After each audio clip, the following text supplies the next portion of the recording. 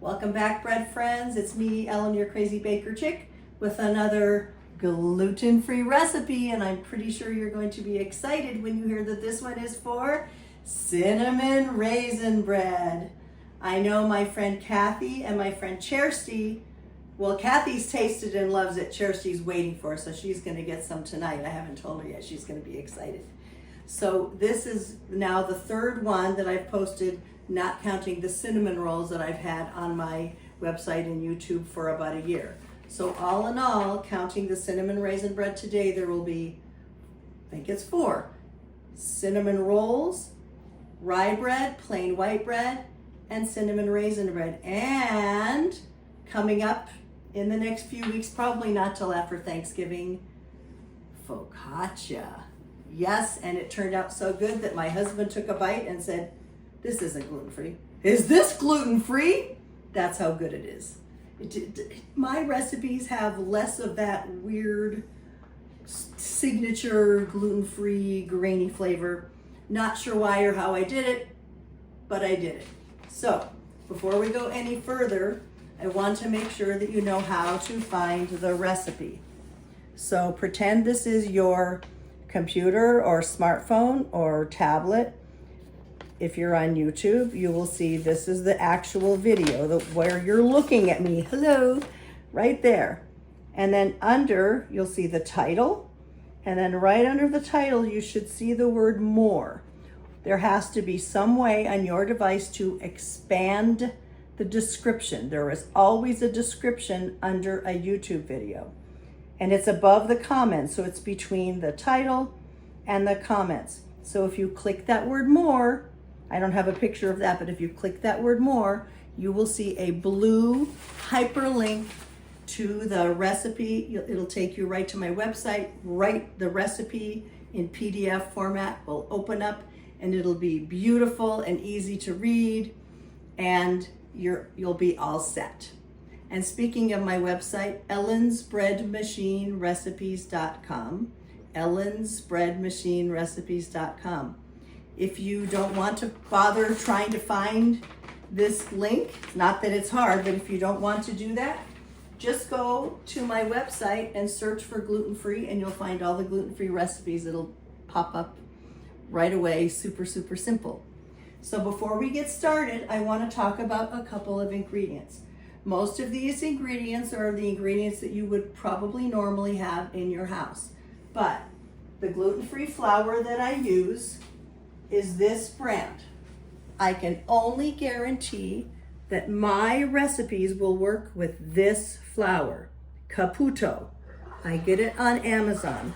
This is a ginormous, I think it's 11-pound bag. You don't have to get that big a bag. Sorry for the noise, my dishwasher is running.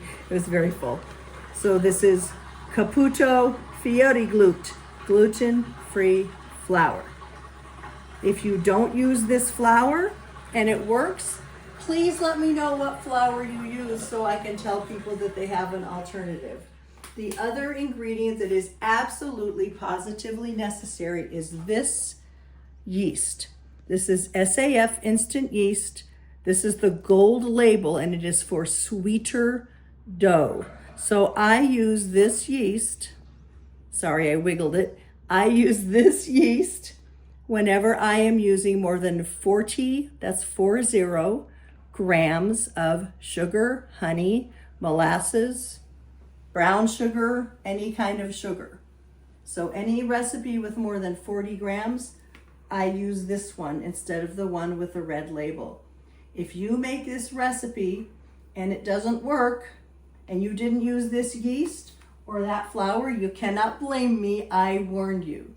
Okay, the ingredients have to be exact. I have to put this back in the freezer. Okay, we're going to get started. I have already measured out my ingredients. I'm not going to announce the amounts right now. It takes too much time.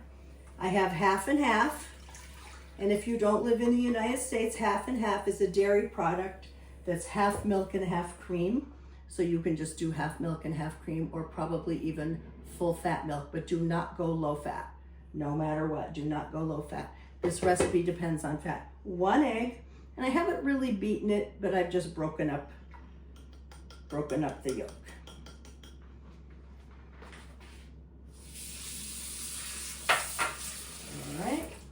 And then in this measuring cup, I have grapeseed oil and honey. Now you don't have to use grapeseed oil. You can use any neutral oil. Neutral meaning it has no flavor and it has no smell, scent, odor, whatever it is. You could use avocado oil, any kind of vegetable oil, anything you like that doesn't have a taste, a particular taste or smell. You would not want to use olive oil, for example, in this recipe. Okay, that was grapeseed oil and honey. I don't have this in the recipe. I'm just doing a splash of vanilla extract. Can't hurt. And my next ingredient is the Kaputo flour. Now, I'm going to warn you, I'm going to go as slow as I can because this is, do you see how poofy it is? It is the finest powder. It is crazy, crazy fine. And this flour is almost sticky, if you can believe that. Not sticky, but I don't know. It's just a weird flour. So I'm going to spread it out carefully above the liquid so we can add the rest of our ingredients. See how it sticks to my fingers? Usually with other flour, you can just do that. No, this doesn't come off. It really stays on. It's crazy flour. All right. So the next ingredient we have is cinnamon. And then we have the salt. And we have the butter. Now, my butter is cold from the refrigerator because my bread machine has a rest in the beginning that kind of softens the butter, warms the liquid. If yours doesn't, then you'll need to warm your liquid. You make a little well in there, stick that yeast in there.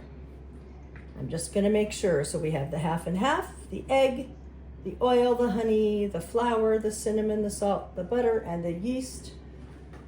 The raisins that are tossed in a little bit of the Kaputo flour will be for later when we need to add them.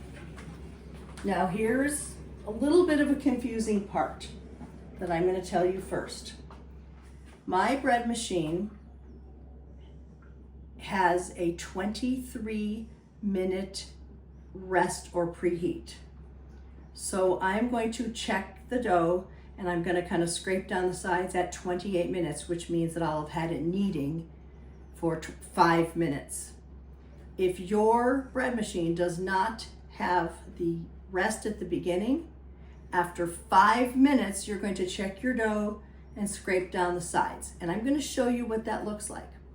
As soon as I take this over and start it in the bread machine, I'm going to immediately start 2 timers. One for 28 minutes, one for 44 minutes, because I don't want this to rise at all in the bread machine. And oh, by the way, we are not using the gluten-free course on my bread machine. We are using the dough course. I know, sounds wrong, but when I use the gluten-free setting, I can't get anything to work and to be good.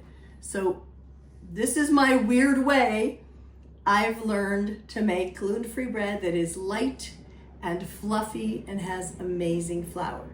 So when I take it over there and I start the bread machine, you're gonna hear me set those 2 timers. I'll walk over there.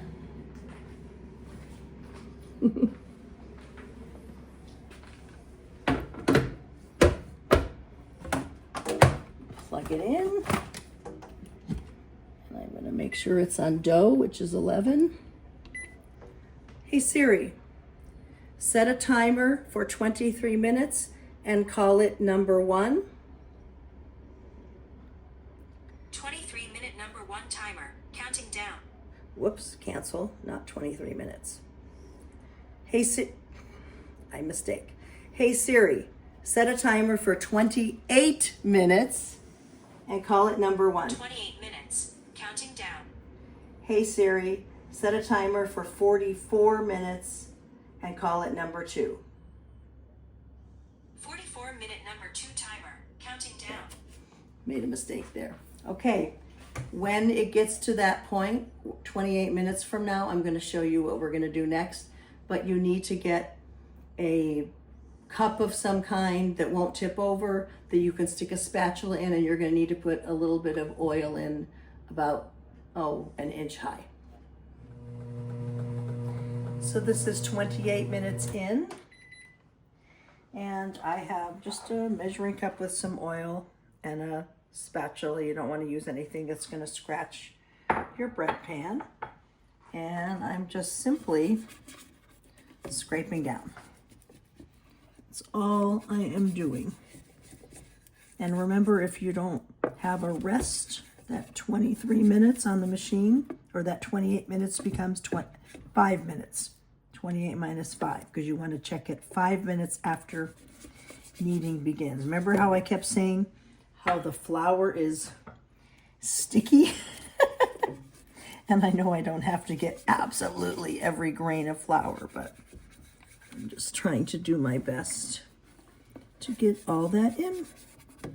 And then the next timer will be in, I think, 14 minutes. And that's when we're going to take it out of the bread machine.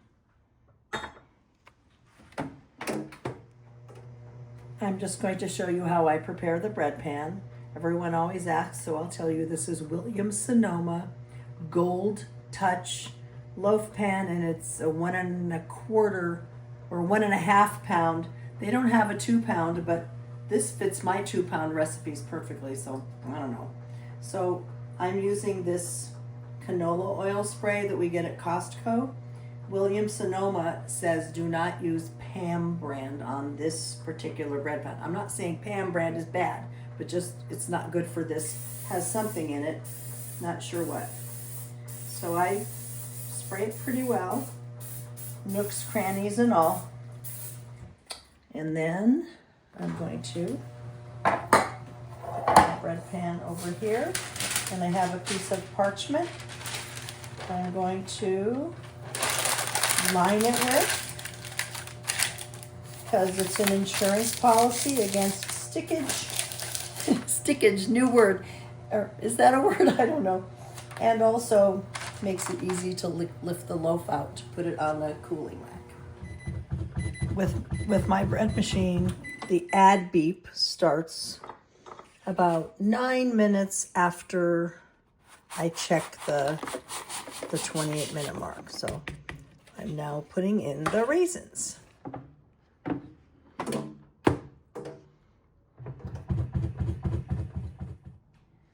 So this is what it looks like.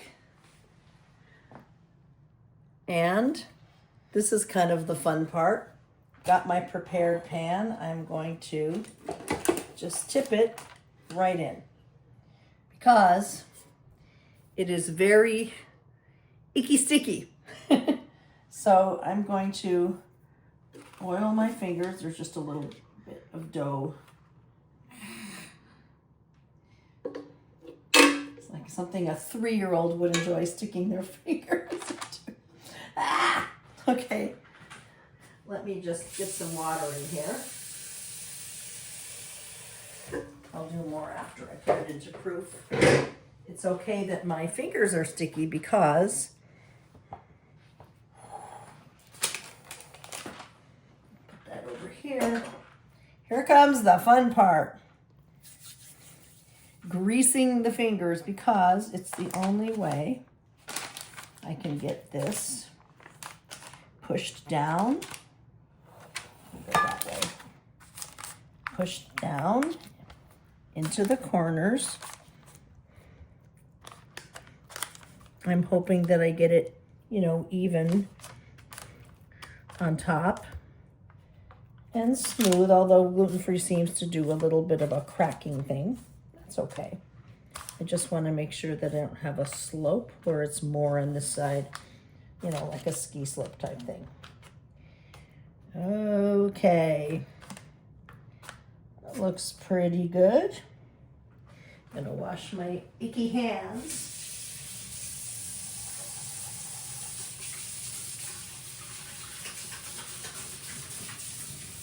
Sorry, this part cannot be avoided. I have to wash all that oil off my hands. And then we're going to walk over to my oven and put this in to rise. And remember, this is the one and only rise or proof time. Just sticking this in here like that. And I'm going to turn my oven on to proof.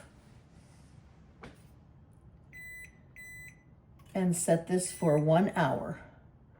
1 hour and 0 minutes. Now, if you don't have a newer oven that has a proof, doesn't really matter that much. Until I got this oven a few months ago, I used the method that my mom taught me. You turn the oven on for 1 minute. I just put it at the lowest setting, 170. I think my old oven was the lowest setting.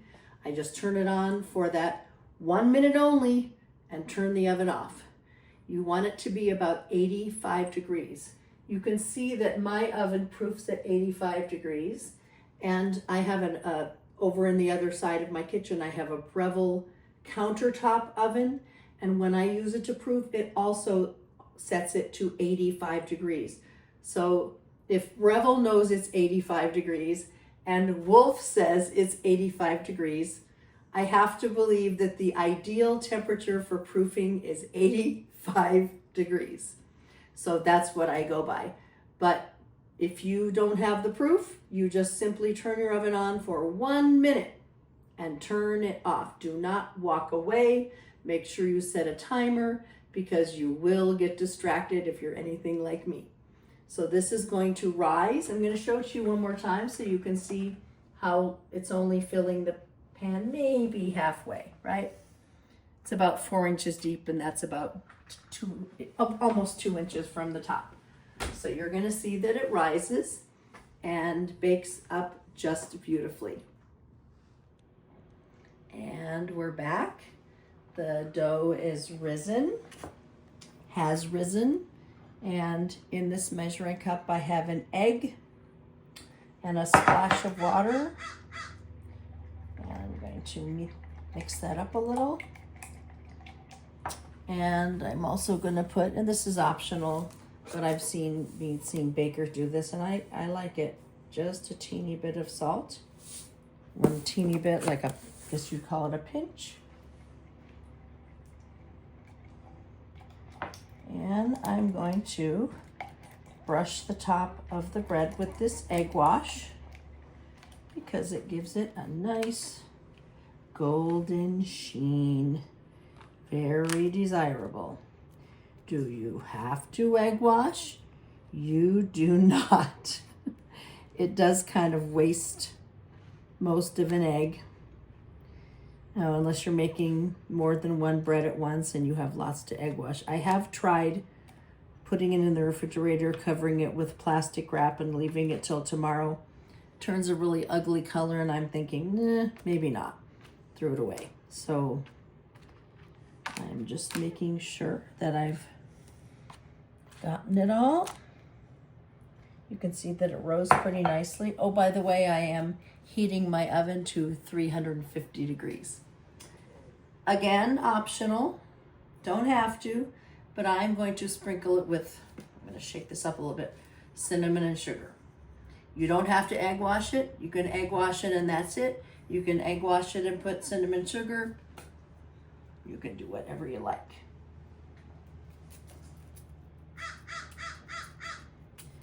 And after the oven heats, I will pop it in there, and it will take approximately 45 to 50 minutes to bake to get to 200 degrees, but I might have to pop a piece of foil on top if the top is getting too brown. I'm going to pop it in the oven as soon as the oven heats, and I'll show you what it looks like after it's baked. And it just came out of the oven. It took 50 minutes at 350 to reach 200 degrees, which is the optimal temperature. You know, you need to have an instant probe thermometer for that. That's the only way you're going to know it's done on the inside. And I did have to tent it with foil at 30 minutes. That's when it got nice and brown like that. I wouldn't want it any browner than this. So just in case you've never seen this before, this is why I use the parchment. It sure beats with using mitts and trying to turn the bread out of the bread pan. It's awkward. It lands on its side or it lands on its top and it makes dents in this, you know, from the rack. I don't like it. So that is why I use the parchment. And in a little while, when this isn't so hot, I will hold this side and just push the bread off as I pull the parchment out. And now I can wash my bread pan. The next part of the video will show when this cools for about 2 hours, what it looks like on the inside.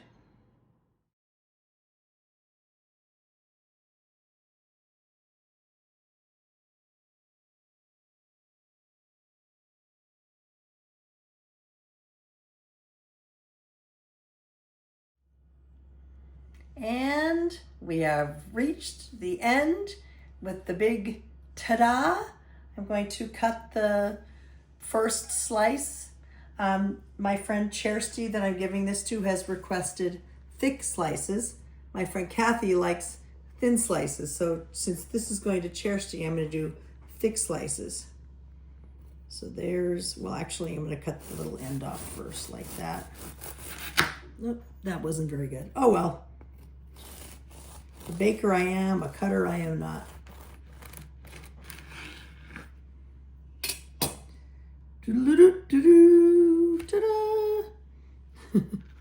So I'll show you the texture. Do you see that it's soft and spongy?